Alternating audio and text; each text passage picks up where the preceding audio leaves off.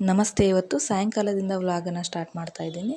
ಸಾಯಂಕಾಲ ಕಾಫಿ ಮಾಡೋಣ ಅಂತೇಳಿಬಿಟ್ಟು ಕಾಫಿ ಮಾಡ್ಕೊಳ್ಳೋಣ ಅಂತ ನೋಡಿದೆ, ಹಾಲಿರಲಿಲ್ಲ. ಹಾಗಾಗಿ ಮನೇಲಿ ಹಾಲಿನ ಪೌಡ್ರ್ ಇತ್ತು, ಅದನ್ನು ಸ್ವಲ್ಪ ನೀರನ್ನು ಬಿಸಿ ಮಾಡಿ ಅದಕ್ಕೆ ಪೌಡ್ರಿಗೆ ಸೇರಿಸಿದ್ರೆ ಹಾಲು ಮನೇಲಿ ರೆಡಿ ಆಯಿತು. ಹಾಗೆ ಅದನ್ನ ಒಂದು ಕಡೆ ಬಿಸಿ ಮಾಡ್ಕೊಳ್ಳೋಕೆ ಇಟ್ಕೊಂಡಿದ್ದೆ. ಮತ್ತೊಂದು ಕಡೆ ನನ್ನ ಮಗ ಪಾಪ್ಕಾರ್ನ್ ಬೇಕು ಅಂತ ಕೇಳ್ತಾ ಇದ್ದೆ. ಹಾಗೆ ಪಾಪ್ಕಾರ್ನ್ ಮನೆಯಲ್ಲೇ ಮಾಡ್ಕೊಡೋಣ ಅಂತೇಳಿ ಮಾಡ್ತಾಯಿದ್ದೆ. ಮೊದಲಿಗೆ ಒಂದು 4 ಟೇಬಲ್ ಸ್ಪೂನಷ್ಟು ಎಣ್ಣೆನ ಹಾಕಿ ಸಿಮ್ನಲ್ಲೇ ಇಡಬೇಕು.